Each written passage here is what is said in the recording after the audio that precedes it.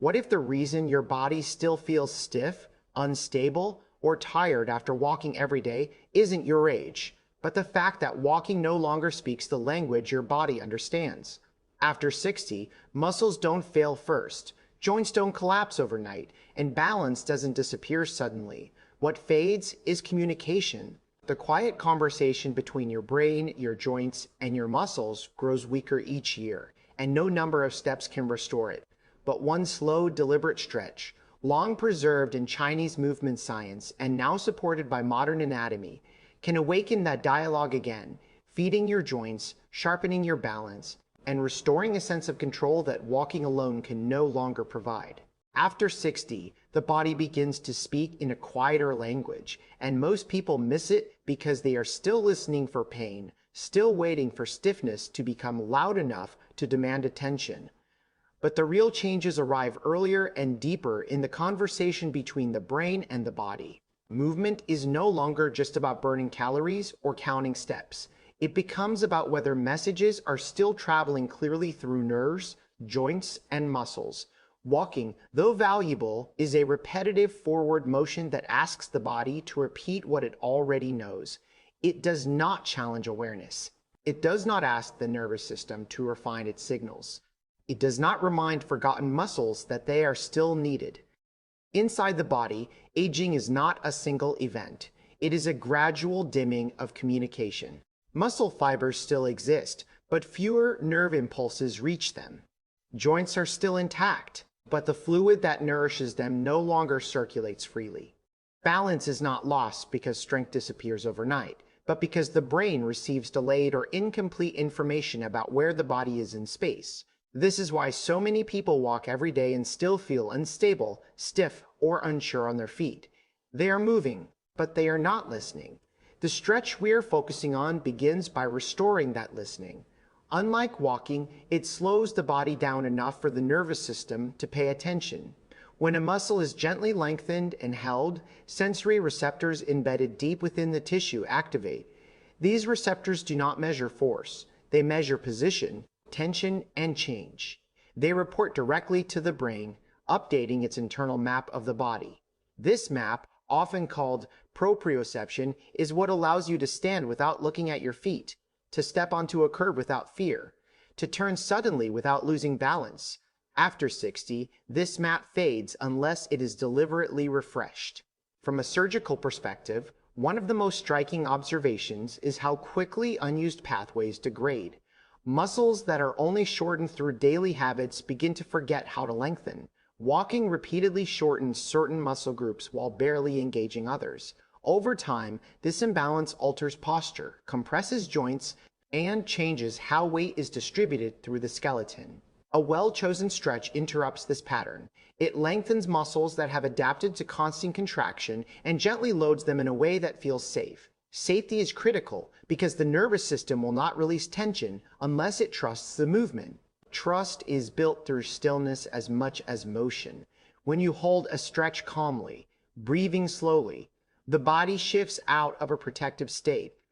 Stress hormones decrease. Muscle guarding softens. Blood vessels open. Circulation improves not through speed, but through relaxation. This is particularly important after 60, when chronic low-level tension often goes unnoticed, yet continuously restricts blood flow to tissues that need it most. Walking increases heart rate, but it does not necessarily improve circulation in compressed or chronically tight areas. Stretching does by creating space. There is also a subtle mechanical effect taking place inside the joints. Joint surfaces are nourished by movement that changes pressure, not by impact alone. When a joint is gently taken through a stretch and held, fluid is drawn in and released like a sponge. This process feeds cartilage, which cannot heal or regenerate easily once damaged. Many older adults believe joint pain means they should move less, when in reality, the problem is often that joints are not being moved in the right way. The stretch introduces movement without strain, pressure without force, stimulation without wear. Beyond mechanics lies something even more important: intention. Walking is often done automatically. The mind drifts. The body follows habit. Stretching, especially when done slowly, invites presence. You feel where resistance lives. You notice asymmetry. You become aware of areas that have been silent for years. This awareness is not psychological fluff. It is neurological training. The brain changes in response to attention. When attention returns to the body, neural connections strengthen. Reaction time improves. Coordination sharpens. Confidence grows. Not because the body becomes younger, but because the brain becomes clearer. Traditional Chinese movement systems understood this long before modern imaging confirmed it. They observed that health declines when movement becomes fragmented and unconscious. Their stretches were designed to unify breath, posture, and awareness, encouraging the body to function as an integrated whole. Today, science explains this through the language of neural plasticity and connective tissue adaptation. Different words, same truth. The body thrives when it is asked to communicate within itself.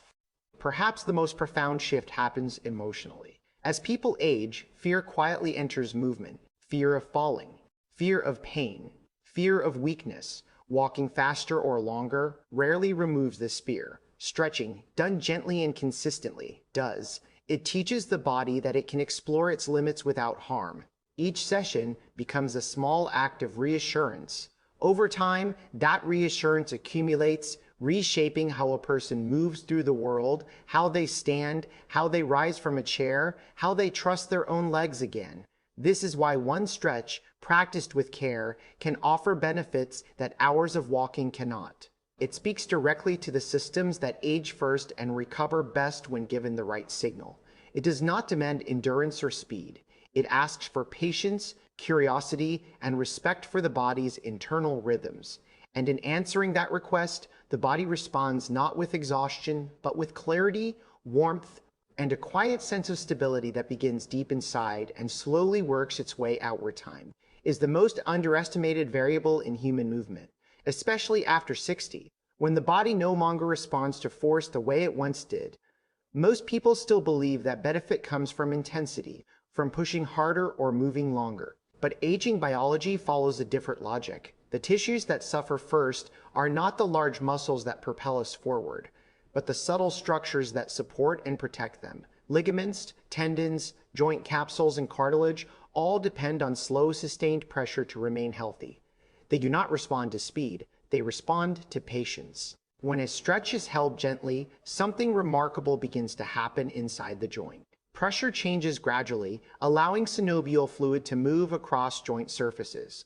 This fluid is not just lubrication, it is nourishment. Cartilage has no direct blood supply, so it survives through diffusion. Without regular pressure changes, it dries, thins, and loses resilience. Walking creates repetitive impact, but the pressure pattern remains mostly the same. A held stretch alters pressure in a way that feeds the joint from angles walking never reaches. This is why stiffness often feels worse in the morning or after sitting, even for people who are active. The joints have been still, deprived of fluid exchange. A slow stretch reverses this state by reintroducing gentle compression and release. The effect is not immediate strength, but gradual ease. Over time, the joints begin to feel warmer, quieter, more cooperative. This warmth is not imagined. It reflects improved circulation and fluid movement at a microscopic level. Breathing plays an essential role in this process. When breathing slows and deepens during a stretch, the diaphragm moves more fully.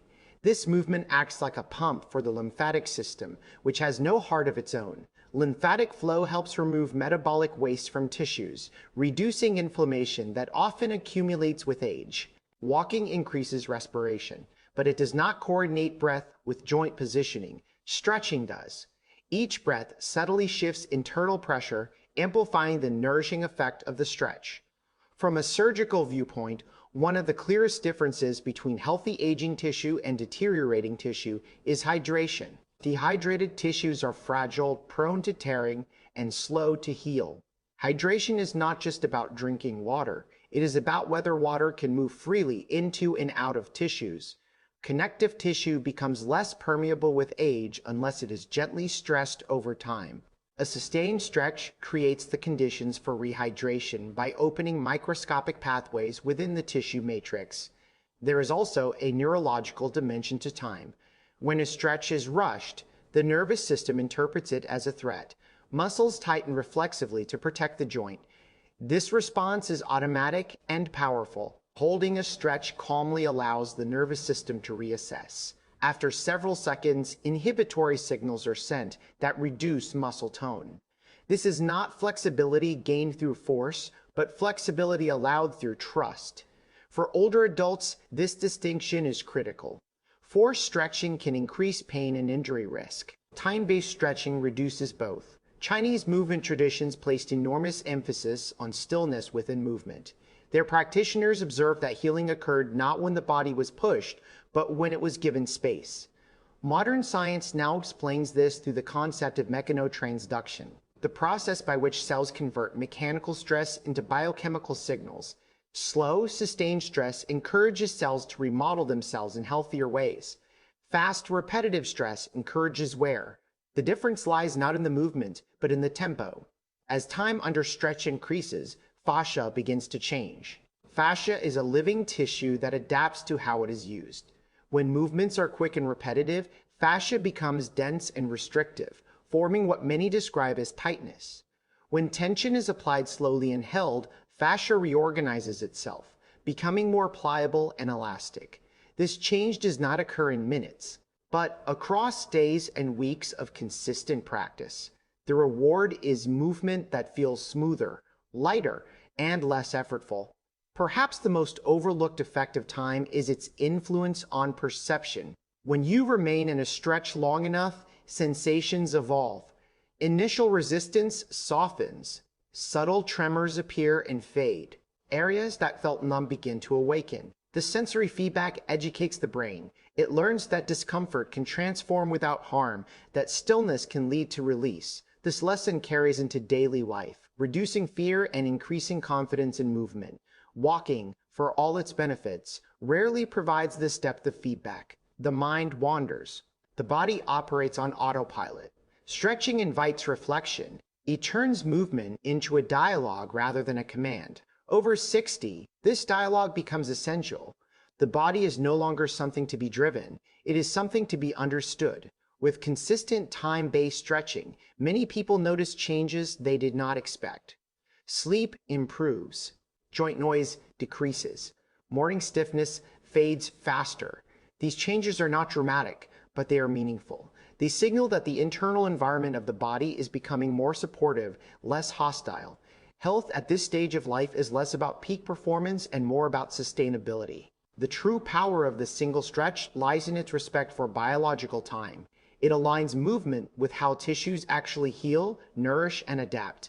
It acknowledges that aging is not a failure of effort, but a shift in requirements. When movement honors that shift, the body responds with resilience, not resistance. And everyday life begins to feel less like a negotiation and more like a quiet collaboration between intention and biology. For much of modern health culture, the body has been treated as a collection of separate parts, each trained, strengthened, or repaired in isolation. Legs are exercised, hips are mobilized, backs are stretched, as if these regions exist independently. Yet the deeper truth revealed both by traditional observation and modern anatomy is that the body moves as one continuous system. At the center of this system lies a vast connective network that wraps, links, and communicates between every structure. With age, this network quietly determines how we feel, how we move, and how much effort even simple actions require.